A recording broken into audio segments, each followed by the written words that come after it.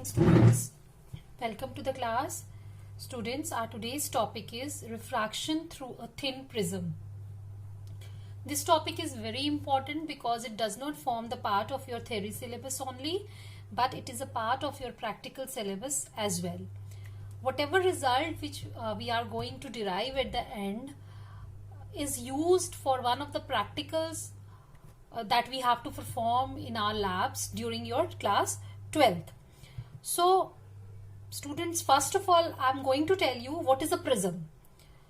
You must have seen prism in class 10th, but here we are going to study it as a part of our theory also. Prism is a solid, homogeneous, transparent and refracting medium bounded by two plane surfaces inclined at an angle. So what is a prism? Prism is a solid. It is a homogeneous. What do we mean by a homogeneous? Homogeneous means having the same refractive index throughout. Transparent, a material through which light can pass easily. Refracting medium, which can undergo refraction. Bounded by two plane surfaces. Two plane surfaces inclined at an angle. I am going to draw a 3D diagram of the prism.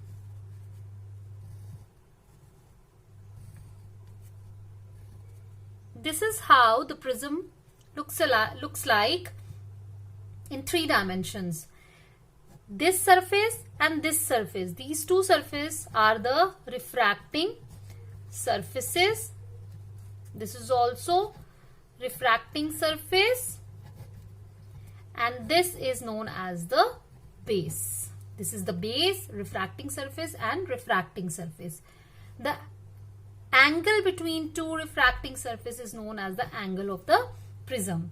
So while deriving the relations in refraction through a prism, we will draw only the front part of this diagram, this prism.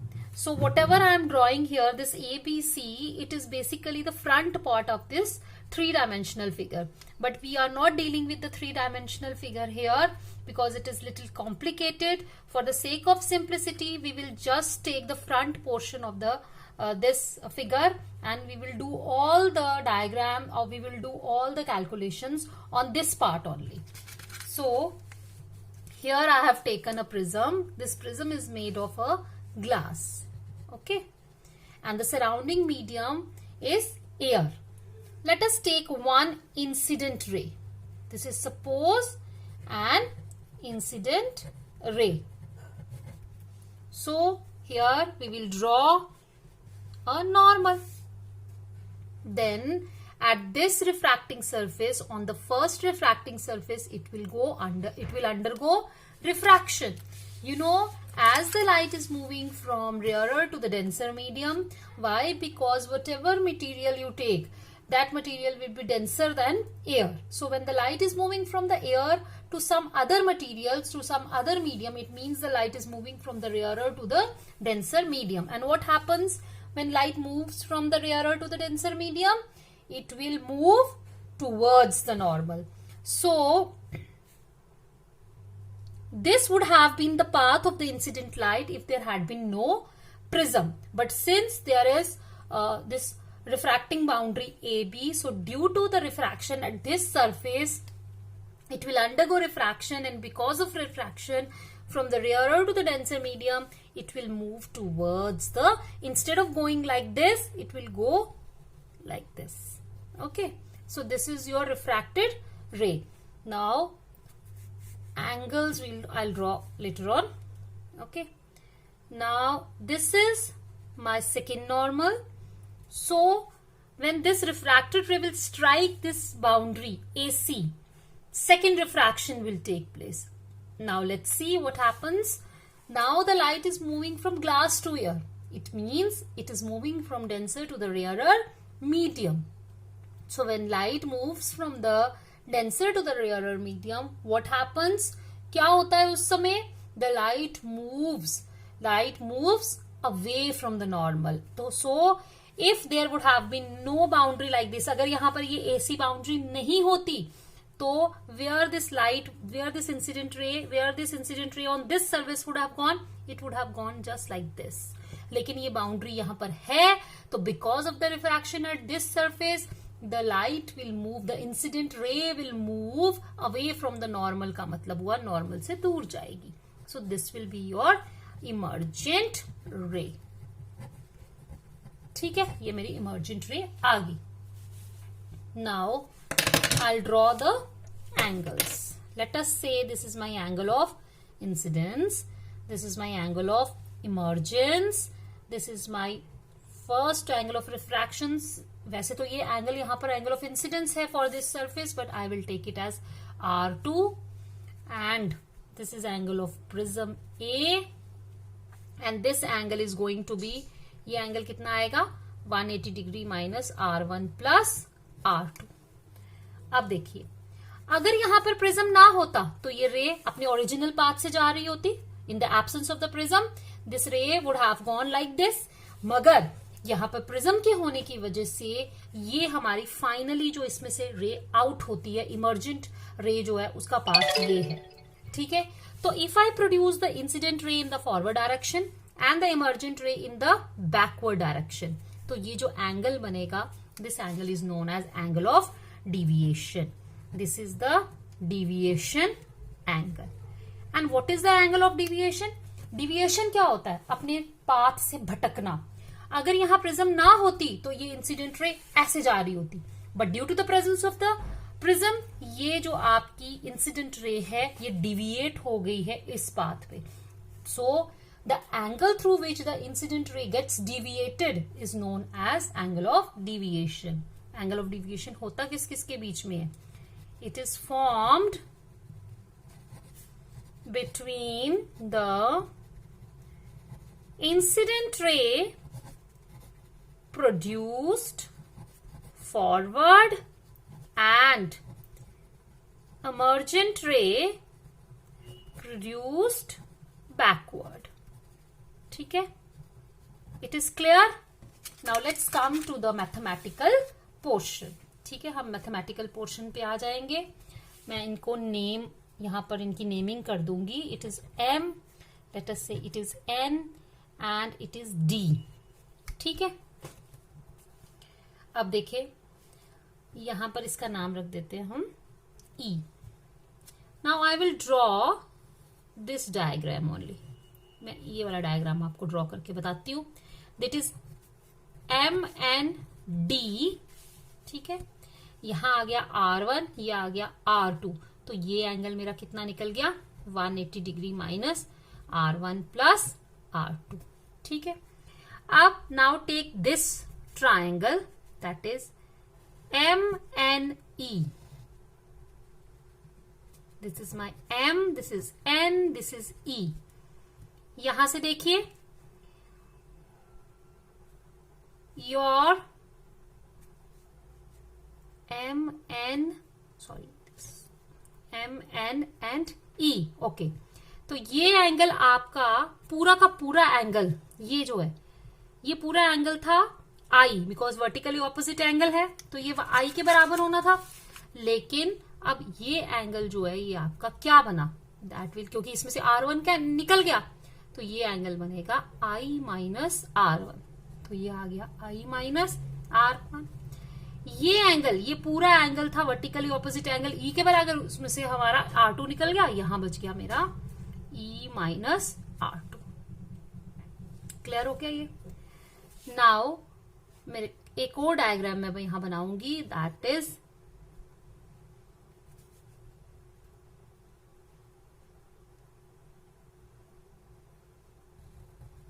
यहीं से हम इसको कर सकते हैं. This is delta. ठीक है, तो आपके पास आएगा कि sum of the interior angles of the triangle is equal to the exterior opposite angle. तो बताओ मुझे, यहां से एक एंगल मेरा ये इंटीरियर आ गया, एक ये आ गया, and this is your exterior angle. तो आपके पास आ जाएगा I minus R1 plus E minus R2 is equal to delta. यहां पे मैंने निकाला D is equal to 180 degree minus R1 plus R2. Clear है? अब देखो यहां से आ गया I plus E minus R1 plus R2 is equal to delta. ठीक, क्लियर हुआ? इसको हम इधर ही छोड़ेंगे, इधर आ जाएंगे। अब देखो, we will take a quadrilateral A. Okay students, now we will take a quadrilateral in quadrilateral AMDN. Okay, I'm going to draw this quadrilateral.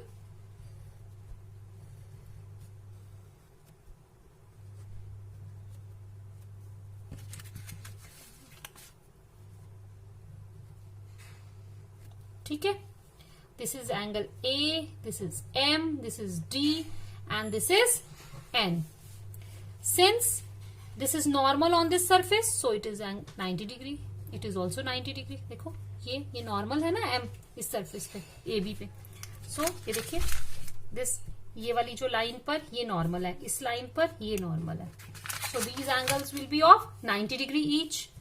तो हम क्या करेंगे, अब यहां पर लिखेंगे, you know,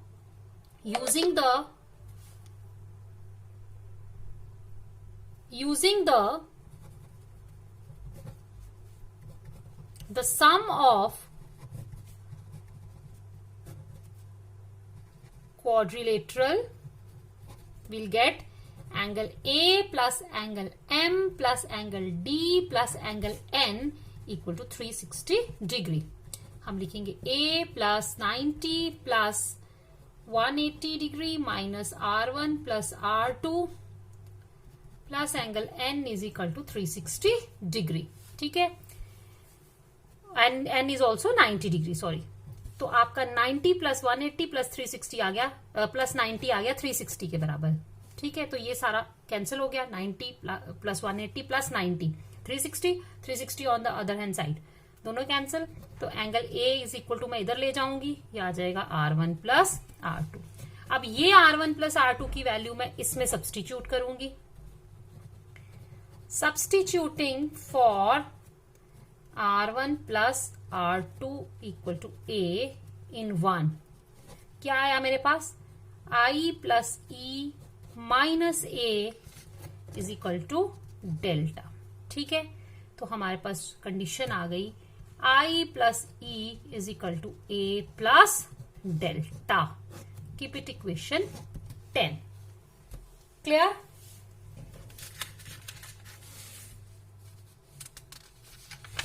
Now we will applying Snell's law. ठीक है, हम स्नेल्स लॉ लगाएंगे। आपको पता है स्नेल्स लॉ क्या होता है? स्नेल्स लॉ में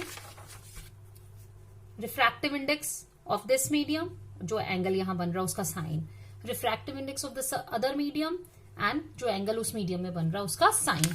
तो हम सबसे पहले लगाएंगे ऑन सरफेस AB। AB पे जब हम लगाते हैं तो देखो मैं यहां पर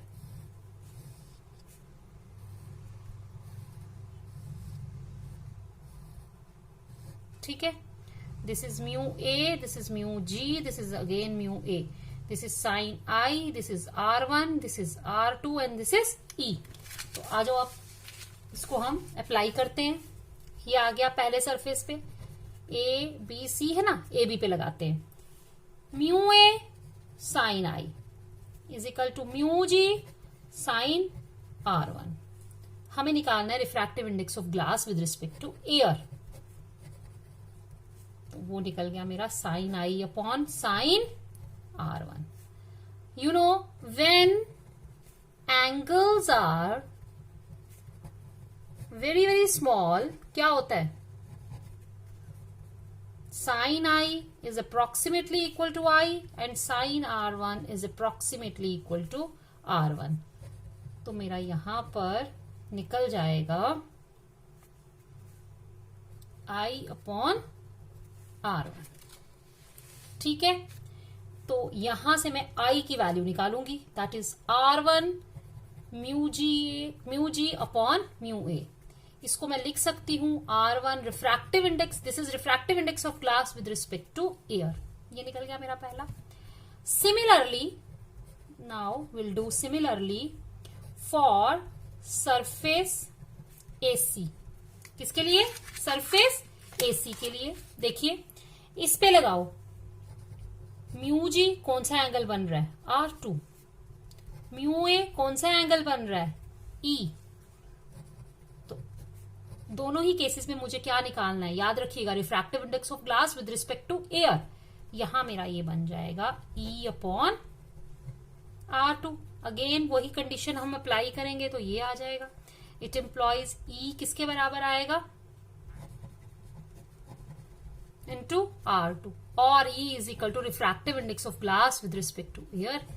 मैंने E और I की वैल्यू निकाल ली। ठीक है, substituting for I and E in equation that is 2। ठीक है, तो मेरे पास आया I प्लस E है ना, is equal to A plus delta. मैं I की जगह लगाऊंगी अब R1 refractive index of glass with respect to air, it is R2 refractive index of glass with respect to air, and plus क्या आएगा? Equal to A plus delta. ठीक है, यहां से this term common, R1 plus R2 is equal to A plus delta. You know R1 plus R2 अभी हमने prove किया था A के बराबर है। इट एम्प्लॉयज, ये टर्म बन जाएगी मेरी A minus A equal to delta. तो यहां से A कॉमन लिया, equal to delta. Now we can write this as mu also। तो डिविएशन का फॉर्मूला मेरे पास निकल गया। Put this as equation number 3। Angle of deviation is equal to A into mu minus 1, where mu stands for the refractive index of glass with respect to air. Clear? Now we will see on what factors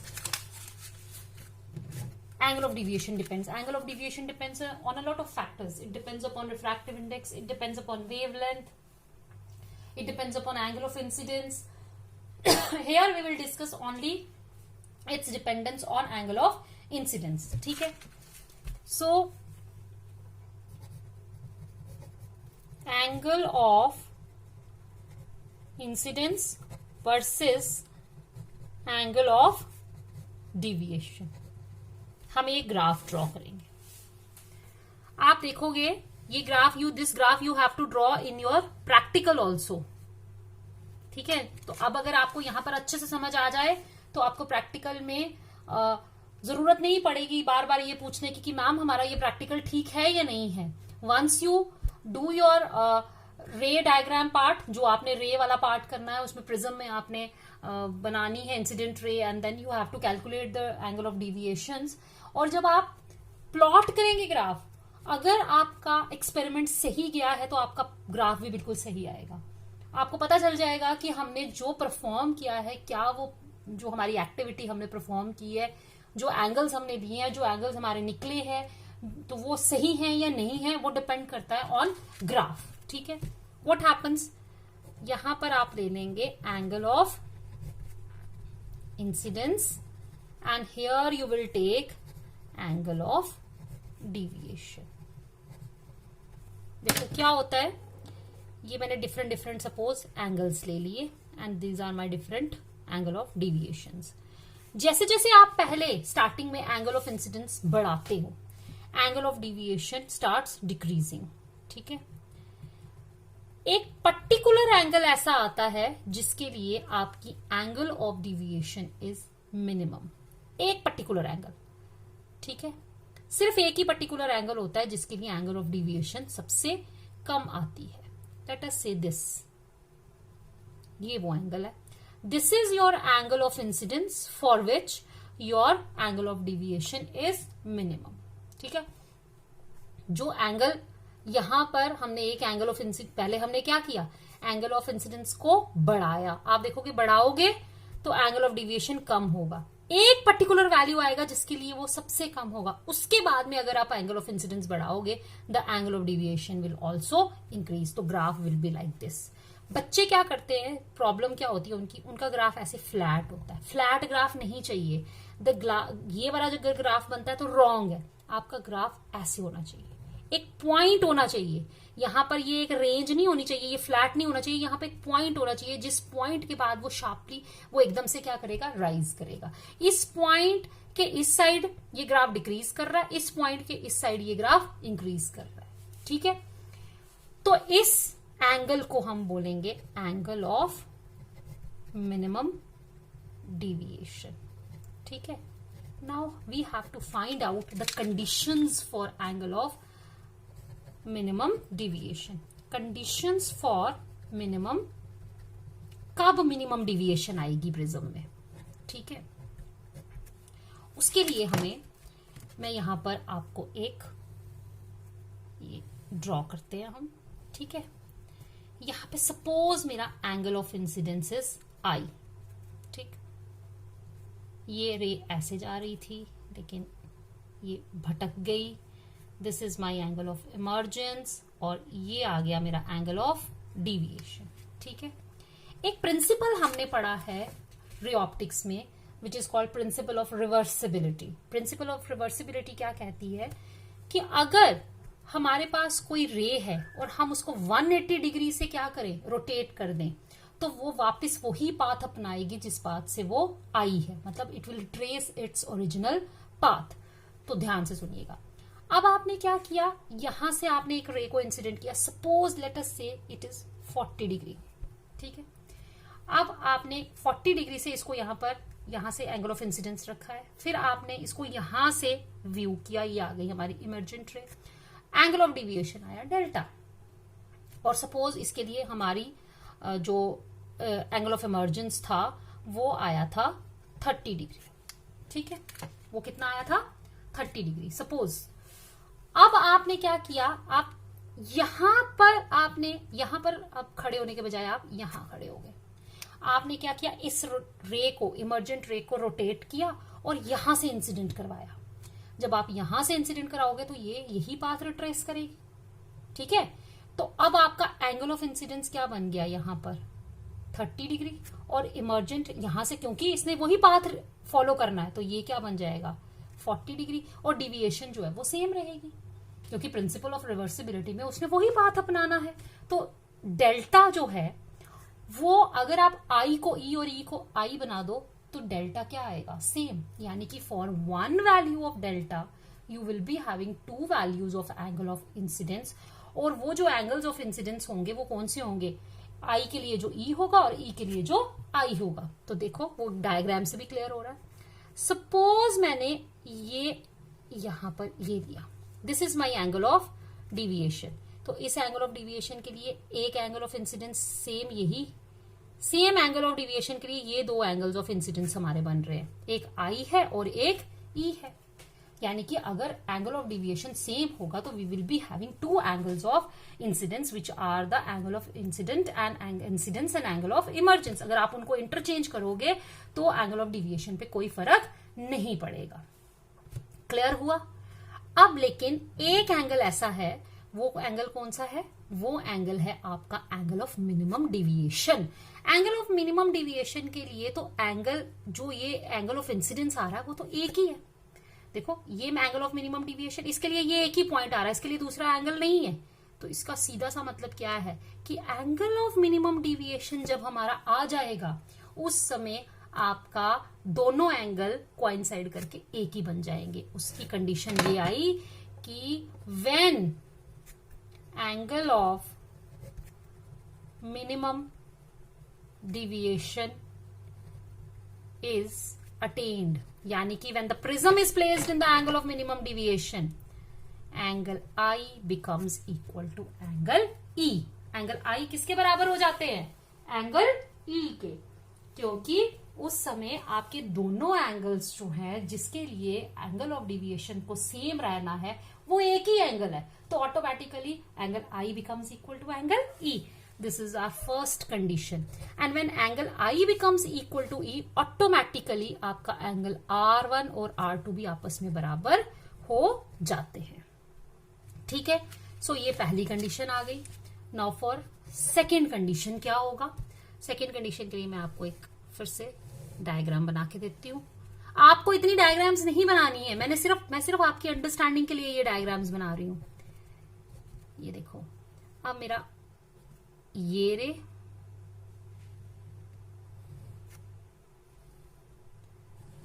ठीक है. ये angle मेरा क्या था R1, ये क्या था R2. ये इंसिडेंट रे है और यहां से ये रे आ गई. अब आप देखो, आपको पता है कि एंगल R1 प्लस R2 किसके बराबर है, A के. ठीक है. और जब पहली कंडीशन के according R1 equal to R2 आ गया तो यहां से 2R1 इक्वल टू A आ गया. A मेरा, अगर ये मेरा रेगुलर प्रिज्म है तो A मेरा 60 डिग्री होगा. तो मेरा R1 निकल गया 30 डिग्री. ठीक है. ये वाला एंगल मेरा निकल गया, मुझे पता चल गया ये कितना है 30 डिग्री. ये पूरा एंगल, क्योंकि ये नॉर्मल है, ये पूरा एंगल किसके बराबर है 90. तो ये जो एंगल मेरा बच गया ये किसके बराबर निकलेगा 60 डिग्री के. सिमिलरली ये एंगल भी किसके बराबर निकलेगा 60 के. और ये भी अगर रेगुलर प्रिज्म है तो ये भी 60 था, ये भी 60 था और ये भी मेरा 60 था. तो जब ये एंगल्स और ये एंगल दो लाइंस हैं और इनके ये एंगल्स बराबर आ रहे हैं, means they are the corresponding angles, तो इसका सीधा सा मतलब क्या है कि रिफ्रैक्टेड रे is parallel to the base. जब ये होता है refracted ray is becomes parallel to the base means refraction is symmetrical.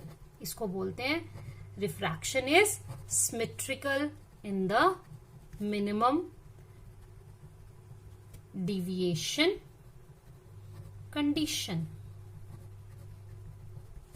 ठीक है. अब ये दोनों कंडीशंस यूज करके हम लोग साइन आई और साइन आर का फॉर्मूला निकालेंगे, मतलब आई और आर की वैल्यू निकालेंगे. आई की value, I was equal to I plus E equal to A plus delta था. आई और ई बराबर है तो it implies 2i is equal to A. लेकिन जब ये बराबर होते हैं तो डेल्टा किसके बराबर हो जाता है मिनिमम डिविएशन, डेल्टा m. तो यहां पर आ जाएगा आपका दिस इज डेल्टा m. तो हमारा i निकल गया a plus delta m upon 2. जब मैंने यहाँ पे i और e दोनों बराबर रखे तो डिविएशन बिकम्स मिनिमम, तो डेल्टा की जगह मैं डेल्टा m लगाऊंगी. R1 plus R2 is equal to a, but according to this condition R1 equal to R2, 2R, मैं इसको R लिखूंगी. R is equal to A by 2.